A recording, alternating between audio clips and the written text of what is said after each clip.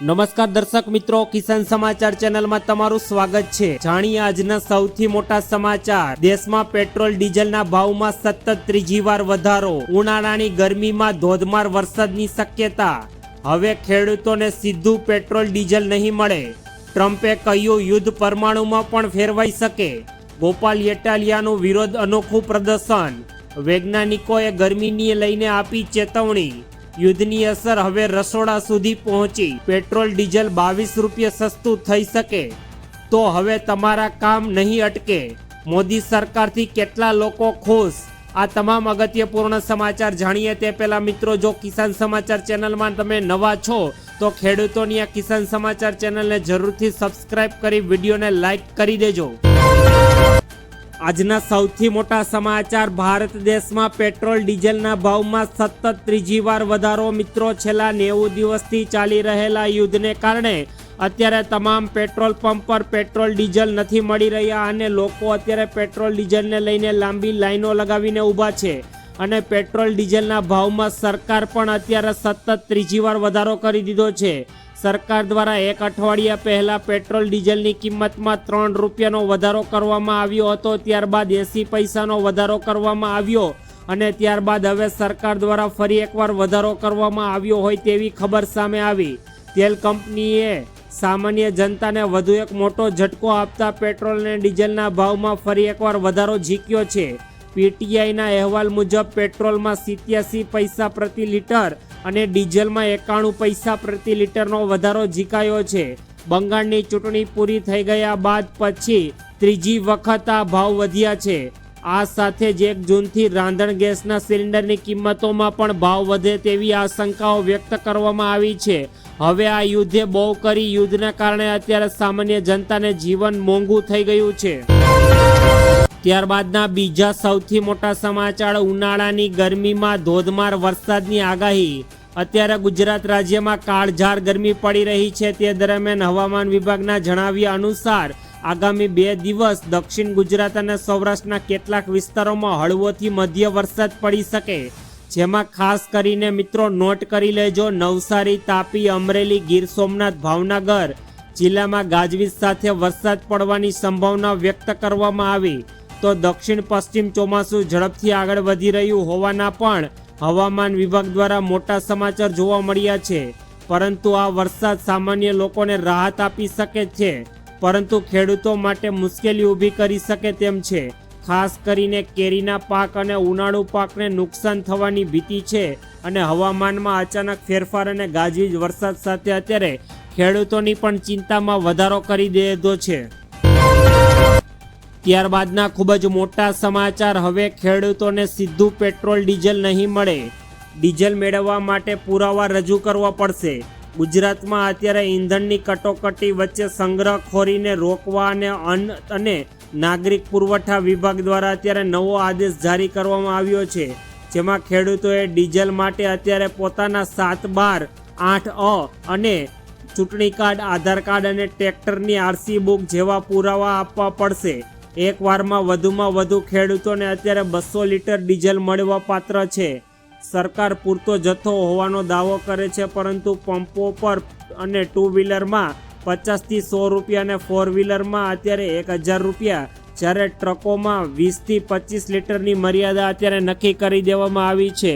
અત્યારે ખેડૂતોને બરોબર વાવણીનો સમય નજદીક આવી રહ્યો છે અને તેવા સમયે અત્યારે ખેડૂતોને તેઓ બધા કામ પડતા મૂકીને અત્યારે લાંબી લાઈનોમાં લાગવું પડે છે ડીઝલ અને પેટ્રોલ માટે। ત્યારબાદના અગત્યપૂર્ણ સમાચાર। ટ્રમ્પે આપી ધમકી, યુદ્ધ પરમાણુમાં પણ ફેરવાઈ શકે છે। રાષ્ટ્રપતિ ટ્રમ્પે વિદેશ મંત્રી માર્ક રૂબિયો અને ઈરાનને કડક ચેતવણી આપી છે અને તેઓએ તેહેરાન પર પરમાણુ હથિયાર બનાવવાની કે રાખવાની કોઈ પણ સંજોગોને મંજૂરી આપી નથી। જો ઈરાન પરમાણુ હથિયાર હાંસલ કરી લે છે તો મધ્ય પૂર્વમાં પરમાણુ યુદ્ધ છેડાઈ શકે છે અને તેની આગ અમેરિકા, યુરોપ સુધી પહોંચી શકે છે। બીજી બાજુ હોર્મુઝમાં ઈરાન અને ઓમાન ટોલ વસૂલીને માસ્ટર પ્લાન બનાવીના અહેવાલો છે। વ્હાઇટ હાઉસમાં પત્રકારો સાથે વાતચીત કરતી વખતે ડોનાલ્ડ ટ્રમ્પે ઈરાનને લઈને પોતાની વ્યૂહાત્મક નીતિ સ્પષ્ટ કરી અને ટ્રમ્પે જણાવ્યું, અમે ઈરાન પાસે રહેવું સોવિયત યુરેનિયમ મેળવીને જ રહેશું. આપણે તેની કોઈ જરૂર નથી અને આપણે તેને રાખવા પણ માંગતા નથી. શક્ય છે તેને મેળવ્યા બાદ તેઓનો નાશ કરી દઈશું, પરંતુ અમે ઈરાનને કોઈ પણ સંજોગોમાં પોતાની પાસે યુરેનિયમનો જથ્થો રાખવા દેશું નહીં. ત્યારબાદના અગત્યપૂર્ણ સમાચાર. ગોપાલ ઇટાલિયાનું વિરોધ પ્રદર્શન અનોખું સામે આવ્યું. સરકાર પર પ્રહાર કરતા કહ્યું કે ભાજપના માણસોએ સેટિંગ કરી ઈંધણના મોટા બેરલો ભરી રાખ્યા છે. મોબાઈલ રિચાર્જ, વીજળી બિલ, સ્કૂલ ફી, દવાખાનાના ખર્ચાઓ વધવાની પૂરેપૂરી ભીતિ છે. સરકારને જનતાની આ વાત સાંભળવામાં કોઈ પણ અત્યારે રસ પણ નથી. ગુજરાતમાં છેલ્લા કેટલાય સમયથી ઈંધણની ભારે તંગી વર્તાઈ રહી છે અને ખાસ કરીને હાલની પરિસ્થિતિમાં ડીઝલની ભારે અછત ઊભી થઈ છે.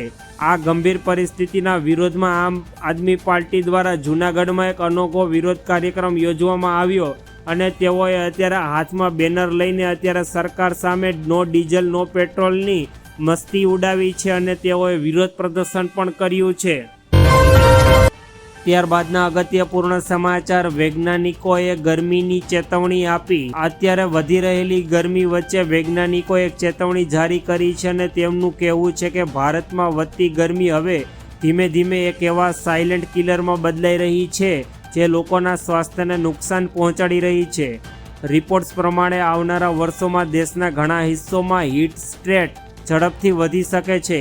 એટલે કે માત્ર તાપમાન નહીં પરંતુ ભેજ અને ગરમ હવાઓનું મિશ્રણ મનુષ્યના શરીરને પર ભારે અસર પાડે છે. એક્સપર્ટ પ્રમાણે સૌથી વધુ ખતરો વૃદ્ધો, નાના બાળકો, મજદૂરો અને ખુલ્લામાં કામ કરતા લોકો પર થશે, કારણ કે લાંબા સમય સુધી ગરમીમાં રહેવાથી શરીરને સહન શક્તિ ઝડપથી ઓછી થવા લાગે છે અને વૈજ્ઞાનિકો દ્વારા આવનારા 10 વર્ષમાં ભારતમાં ગરમીનો પારો હજુ પણ 3 થી 4 ડિગ્રી વધે તેવું અનુમાન વ્યક્ત કરાયું છે. ત્યારબાદના અગત્યપૂર્ણ સમાચાર. યુદ્ધની અસર હવે રસોડાની અંદર. ઈરાન અને અમેરિકા વચ્ચે ચાલી રહેલા યુદ્ધની સીધી અસર હવે સામાન્ય માણસોના રસોડા સુધી પહોંચતા ધોરાજી પંથકમાં મોંઘવારી અત્યારે વકરી ગઈ છે.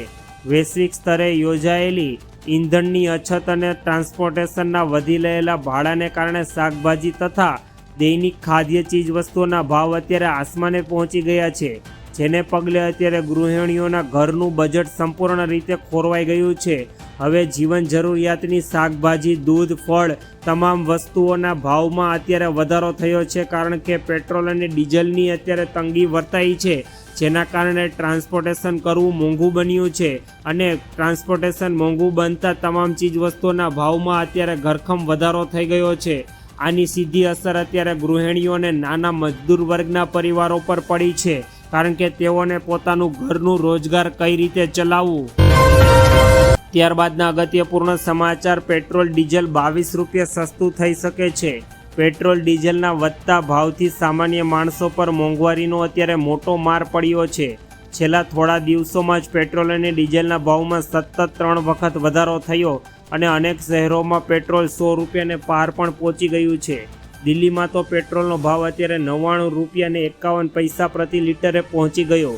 હવે આ વચ્ચે chamber of trade and industrial petrol ડીઝલને જીએસટી હેઠળ લાવવાની મોટી માંગણી કરવામાં આવી રહી છે.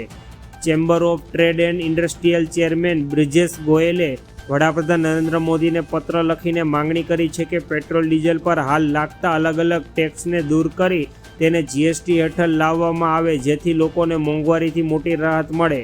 હાલ પેટ્રોલ પંપ પર કેન્દ્ર સરકાર એક્સાઇઝ ડ્યુટી વસૂલે છે, જ્યારે દરેક રાજ્ય પોતાની રીતે વેટ વસૂલ કરે છે, એટલે કે દરેક રાજ્યમાં પેટ્રોલ ડીઝલના ભાવ અલગ અલગ છે. દિલ્હીના આંકડા પ્રમાણે પેટ્રોલની મૂળ કિંમત 66 રૂપિયા અને 29 પૈસા છે, પરંતુ તેના પર 11 રૂપિયા અને 90 પૈસા જેટલી એક્સાઇઝ ડ્યુટી, 16 રૂપિયા અને 3 પૈસા જેટલો વેટ અને 4 રૂપિયા ને 42 પૈસા જેટલું ડીલરનું કમિશન ઉમેરાતા અત્યારે દિલ્હીમાં ભાવ 99 રૂપિયા ને 51 પૈસા પર પહોંચી ગયો છે. ત્યારબાદના અગત્યપૂર્ણ સમાચાર. તો હવે તમારા કામો નહીં અટકે. સીએમનો ભૂપેન્દ્ર પટેલનો મોટો નિર્ણય. હવે ગુજરાતના નાગરિકોના કામ નહીં અટકે. 32 સિટી સિવિક સેન્ટર મહીસાગર જિલ્લાના બાલસિનોર ખાતેથી ભેટ આપી છે.